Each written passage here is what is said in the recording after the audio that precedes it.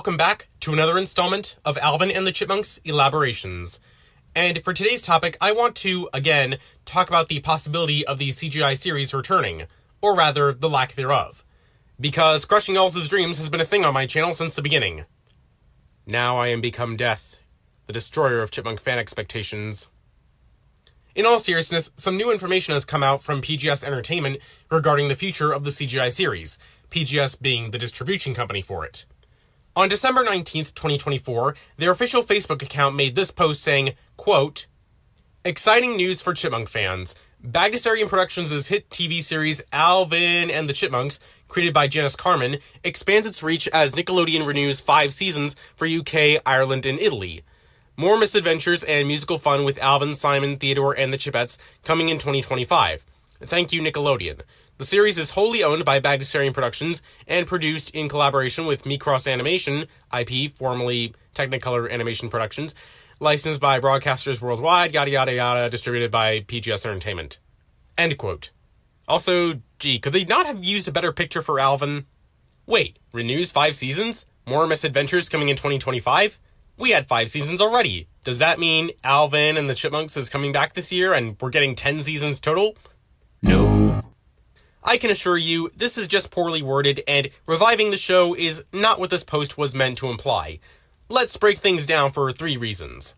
1, if this were the series being revived for new seasons, why would it only be limited to the UK, Ireland, and Italy? That's f***ing unfair! Especially when it's an American series co-produced in France. Even all 5 of those countries combined would be too small of a market to sustain the series for 5 more seasons. It would be financially unviable. We already saw how the show's American viewer base hit rock bottom, and Nickelodeon mistreated the show by airing its last 6 episodes on Nicktoons. So, what makes you think that they'd want to air the show again if it were revived? Reason number 2, shows like Alvin and the Chipmunks don't just get double the number of seasons announced overnight. That would keep the series running into the 2030s, and assuming these seasons are the same length as the previous 5, that's a lot of content to promise the networks. Previous seasons of the show were announced 1 or 2 at a time, even if they never ended up happening. And finally, reason number 3, the series was already confirmed to be cancelled. As I explained in my What's Next After Alvin video, series executive producer Ross Bagdasarian Jr. said that he and his family had already finished the show and are trying to come up with the next new idea for Alvin and the Chipmunks. Why would they just suddenly bring it back? Besides, he and his wife Janice Carmen already expressed how tiring the production of the show was, so I don't think that they'd want to do that again. But then that leaves us with the question, if the CGI series is not coming back, what the heck is this post supposed to mean? Well, a few days later, PGS made this post saying, quote, "Exciting news for UK and Ireland fans. Sky brings Bagdasarian Productions' hit TV series Alvin and the Chipmunks, created by Janice Carmen, home with an all-new deal featuring all 5 seasons. Starting in 2025, join Alvin, Simon, Theodore, and the Chipettes on Sky for more musical mayhem across the UK, Ireland, and British territories. Here's to more chipmunk adventures with Sky." And then the same stuff before about the companies. I think this post was much better worded than the last one because it specified that only in the UK, Ireland, and the UK's other territories, TV provider Sky would be airing all 5 seasons as part of their all-new deal with PGS. The seasons themselves aren't new, the deal for Sky to air them is. So I think what the first post was meant to say was that the series was renewed to air reruns of the existing 5 seasons in those regions, plus Italy. And this actually makes a lot of sense, as even though those regions already aired the show up to the end of its 5th season, PGS would still like to keep it around after its original lifespan. In fact, I want to take this opportunity to mention that there are countries outside of North America and Europe that likely haven't caught up yet. As late as 2020, the show started airing in China, and on Disney Channel in Japan as of 2022. And honestly, I wouldn't be surprised if it ends up staying around in China for a while because that's a market of 1.4 billion people. I also want to take this opportunity to mention this Micross company and clear up some mistakes that I made in previous videos. In 2022, they had merged with fellow French company Technicolor Animation, who were the ones responsible for animating Alvin and the Chipmunks, and long story short, this is actually what caused the series to end production. This is just the unfortunate nature of what happens when companies merge. Plans get lost or cancelled in the shuffle, probably because it's too much of a hassle to maintain them during the merging process. things would have to be renegotiated with all parties involved, and sometimes not everyone's willing to reach an agreement. I've talked about how Bagdasarian Productions has been to blame for things like this before, but whether they were responsible for this case too, we can't be sure. But this loss of the animation studio would actually explain why we had a storyboard sequence set after the end of the Season 5 finale, the tour, complete with voice acting. Because most of the voices on the show were done by the Bagdasarian family, and the storyboards were likely handled by someone outside of Technicolor, that would explain why those aspects of this unmade episode's production got complete. But not the 3D animation, which is handled by Technicolor, based in France, although most of the actual animation process is done by their division in India. In all likelihood, Season 6 and 7 were confirmed in writing, but cancelled quietly during the merger. I know it's not standard practice in the industry for projects like these to just end and not be officially declared cancelled until after the fact, if at all, but I think we need to face the unfortunate reality. Alvin and the Chipmunks has just had a string of bad luck when it comes to this. And it doesn't help that not all of the companies or people involved are known for reliability. Like, I doubt most of you even know about PGS outside of them distributing this series. I mean, I hadn't. They certainly aren't a household name, so their mistakes aren't going to garner a major reaction unless the screw-up is gargantuan and extends out into the greater animation industry. They and Bagdasarian aren't major media conglomerates or AAA video game studios that always have to worry about being called out by fans. When the companies are this small, it isn't as easy to draw comparisons between the giants. I know I still try a lot of the time, but maybe I just have a different palette when it comes to the media I like outside of Alvin and the Chipmunks. But it's instances like these where you have to look at the writing on the wall and realize the show has been on hiatus for too long to still be in production, the people who make it have said that it was a hassle and want to move on, and companies like PGS can still make mistakes like this. As far as how I feel, would I have liked the series to come back? You can probably tell by the tone of my voice that I'm not devastated in the slightest. Don't get me wrong, I like the series for the most part, even though there are a lot of things that I wish I'd done differently. But I think it went on for too long. The show could have ended at 4 seasons with the Christmas special, and I think that would have been fine, because I don't think that it really accomplished anything going on for a 5th season. It just doesn't feel like anything was really added to Alvin and the Chipmunks as a whole. In the end, I think the cancellation of the show can only be a good thing because starting fresh is the only thing to do now, and they have to find a way to make a better first impression than the CGI series did. Not just with the character designs, even though I didn't mind them, but also the tone, because these 11-minute adventures with no lasting impact aren't going to cut it for most people today. I've talked at length before about what could be done to reinvigorate this franchise, and I still intend to talk about other ways that it can in future videos. But ultimately, we're just going to have to wait.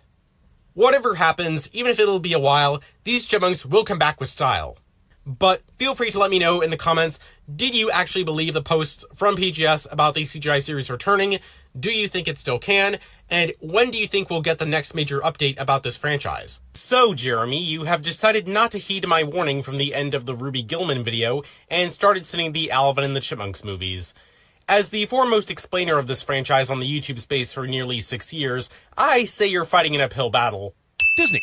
I almost removed a sin for this because fuck Disney, but they had nothing to do with the making of these Chipmunk films.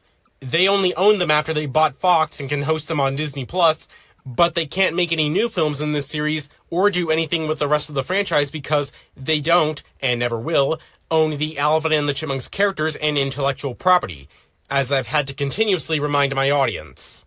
If you had asked me, what song could we open with that would immediately make you want to set fire to every single copy of this movie? Without hesitation, I would have said Daniel Powter's Bad Day. Now I need to order a ton of gasoline. Yeah, but no one was asking you, and I, for one, love this Chipmunk cover of Bad Day. In fact, I was listening to it a lot after you uploaded this video because it made me have a bad day. This tree is surprisingly healthy for being mostly hollow. Most trees actually can survive being mostly hollow since the majority of their vascular functions are done by the cambium and sapwood tissues just underneath the bark. This is how you get large trees like this redwood that you can walk inside of. So this is a case of Jeremy not knowing shit about science. Nothing against Justin Long, Matthew Gray Goobler, and Jesse McCartney getting work, but since all the movie is going to do is put the voices through a chipmunk filter, why the need for name actors? I knew you would fall for this misconception. Chipmunk voices aren't put through a filter. The actors have to talk or sing at half speed, and then the recording is simply played back at double speed. Like this. That's not a sin, that's a dumbass observation.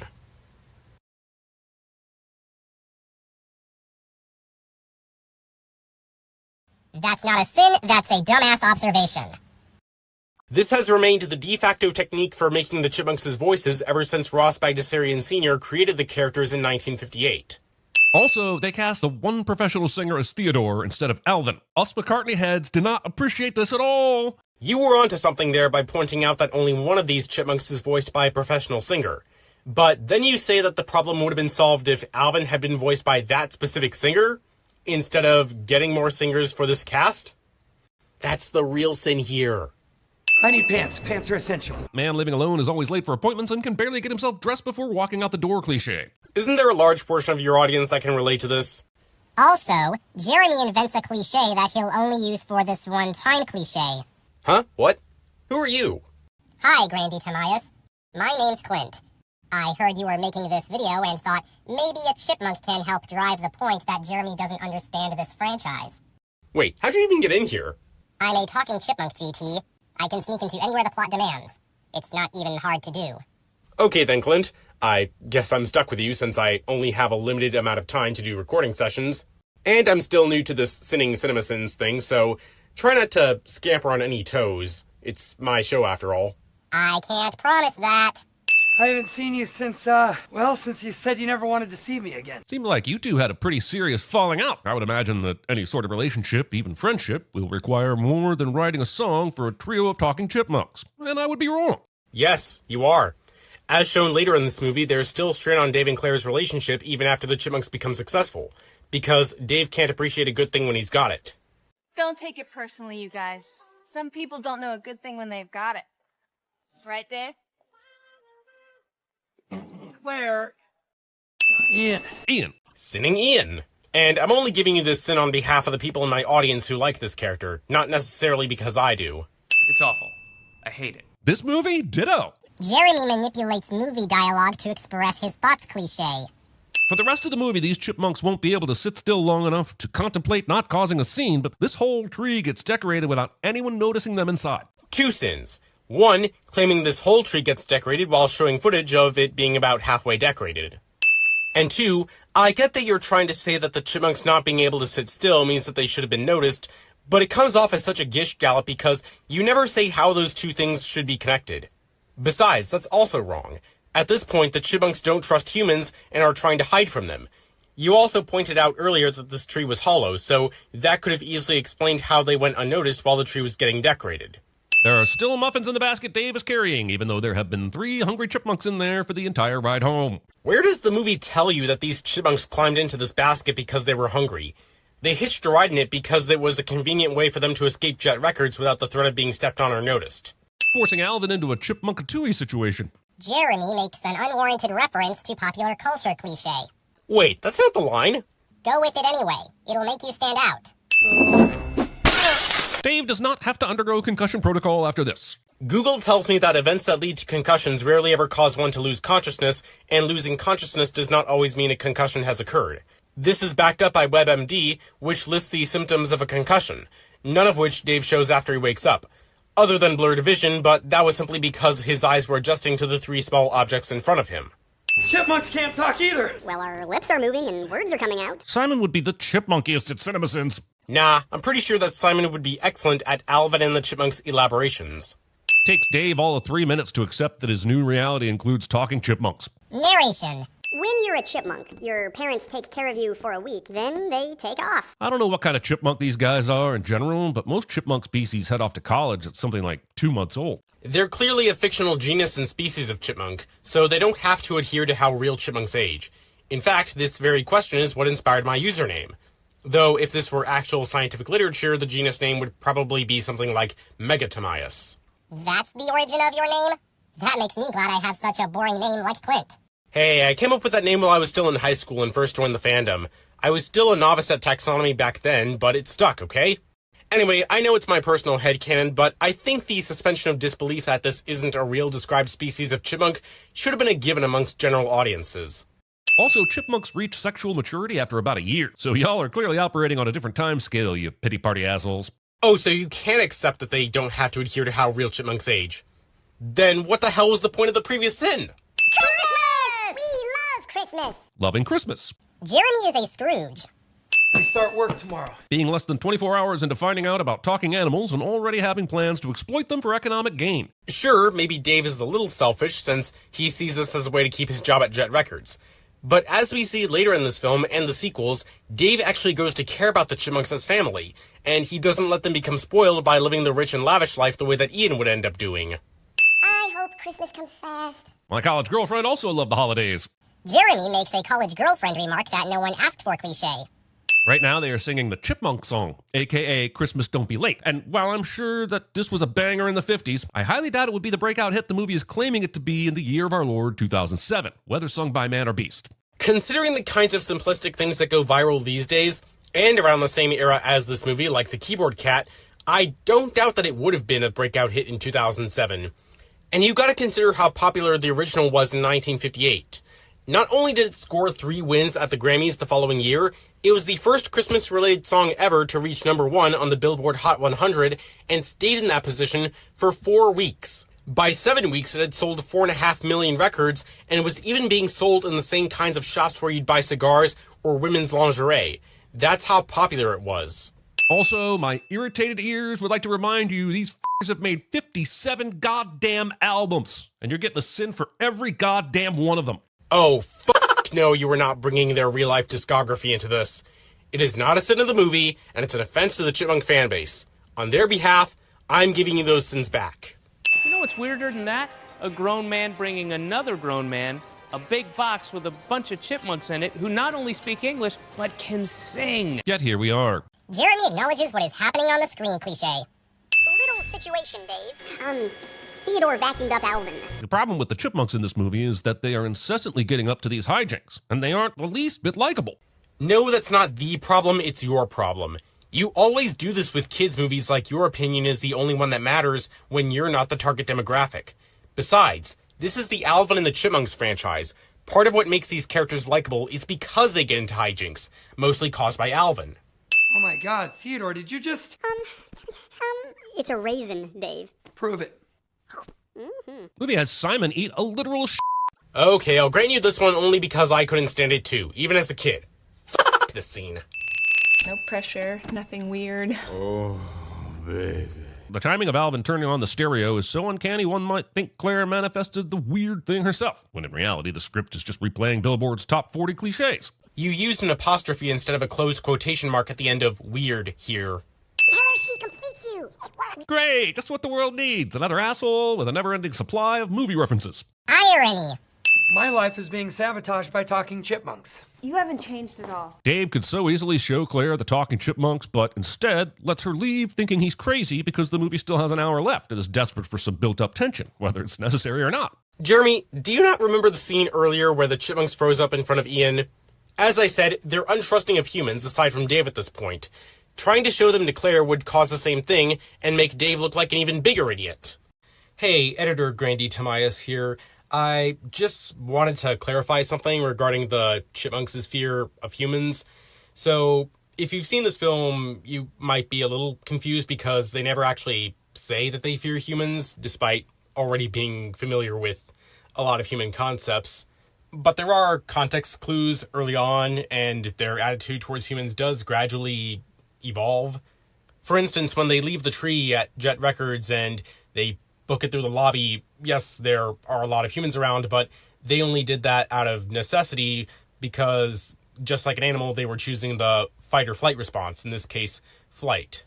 Then when they encounter Dave in his house, instead of trying to reason with him, Alvin attacks him and, as shown earlier in the video, knocks him out with a jar. So that would be the fight response. They sort of lose that response after they meet Dave.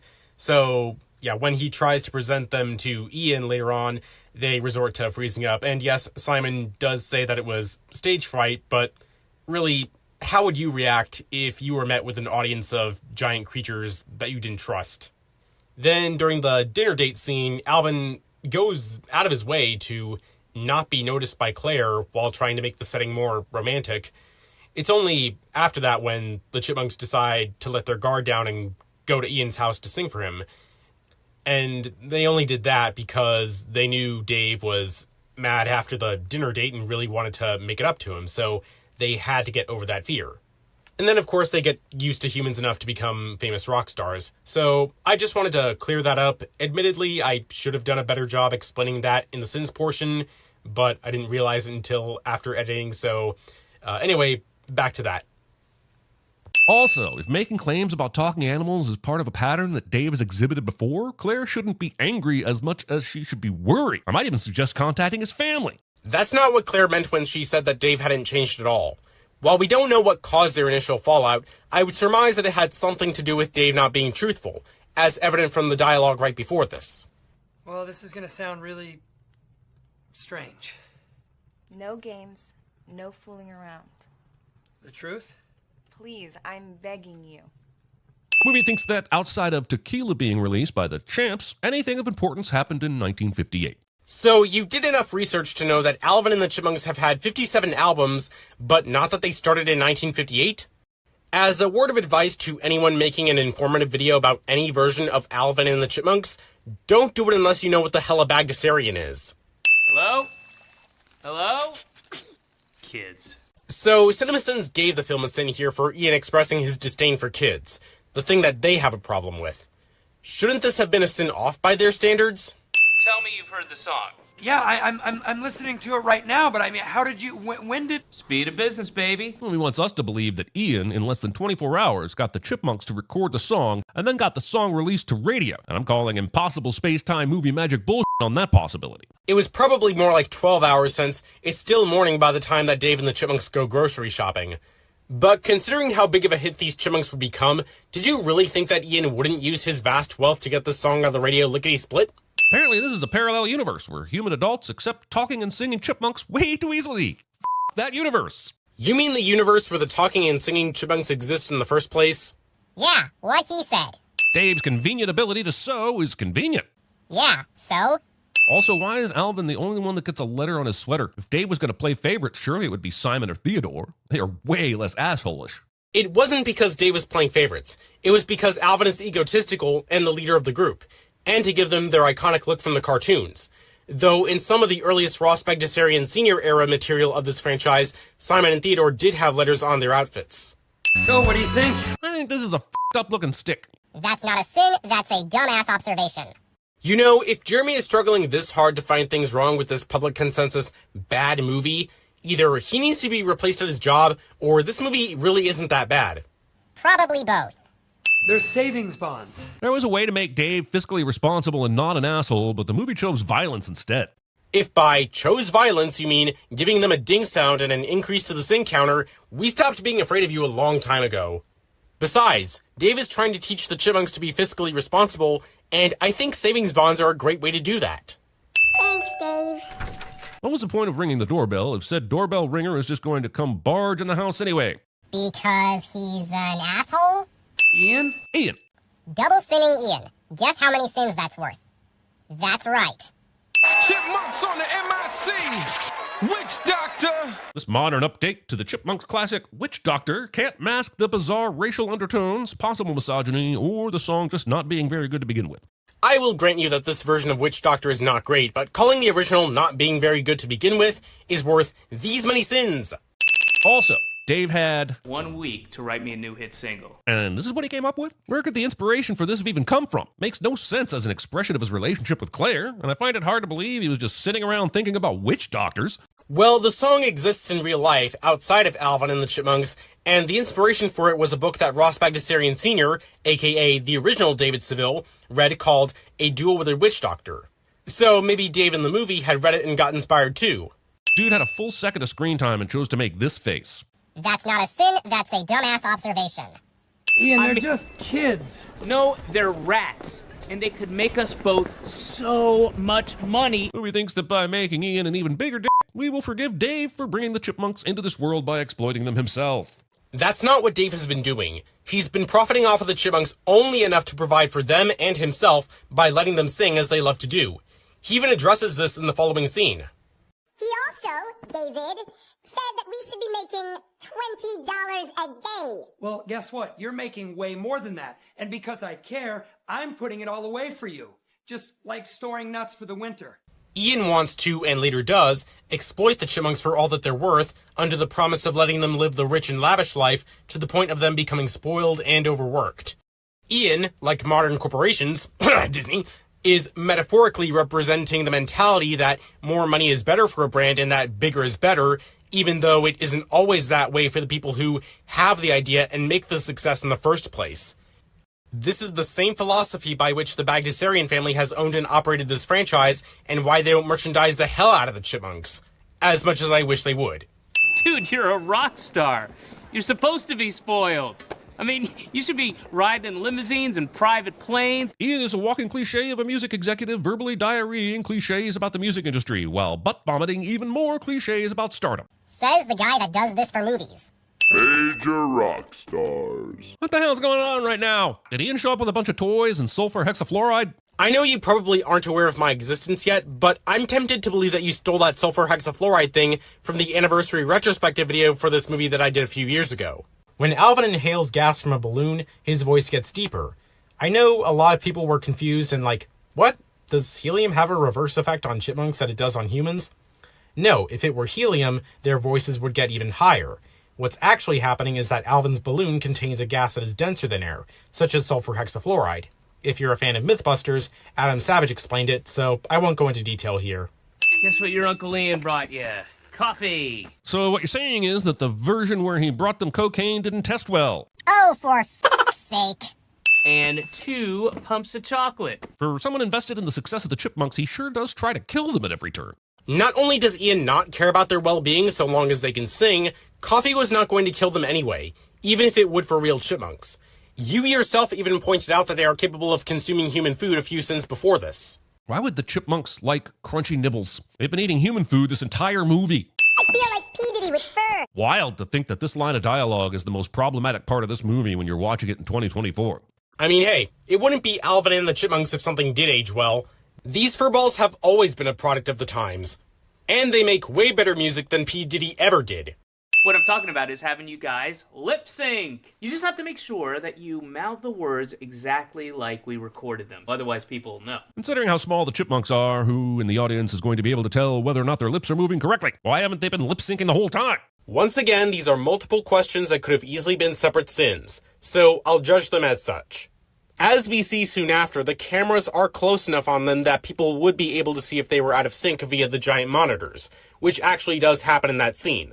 As for why the Chipmunks haven't been lip-syncing this whole time, you left out a bit of context that they were left with that as one of their only options because they were suffering from sore throats. Huh. I wonder if he left that out intentionally. It's okay, he's with me. Claire Ex Machina. I think you meant to say Claire Convenience. Or Clairvenience. Oh, Clint, please don't play his game too. You guys better study your French because you're going to Paris tonight. If they need to learn French to perform in Paris, then I feel like they should have already been working on that for the past several weeks. Starting to think Uncle Ian expects too much and is not a great manager. Yeah, you think? Dave's car doesn't get rear-ended when he slams the brakes on a busy LA street. Because there are no cars behind him as we see through the rear window, and no one so much as honks during the 2 minutes that Dave and the Chipmunks have their heart-to-heart. The real sin is that this LA street isn't busy. We are talking chipmunks, Dave. We can get out of a cat carrier. I don't see how those two things are even related. Same problem as some of the sins you make, like sin 12 that I gave you. I know, but I really missed you guys. Skip! Jeremy skips relevant/emotional moments cliche. You still not gonna say it? Nope. I'm gonna say it. With all this build-up, you would think he was about to cast a spell or some shit, but nope, he just yells, Alvin! It's not even like it's the first time it happened in the movie, and we were all waiting for it. Sinning the franchise's trademark catchphrase. I hope I can get... This album exists. I will accept no slander of the A-Files. Now, if you want an album that's actually a sin... YOLO!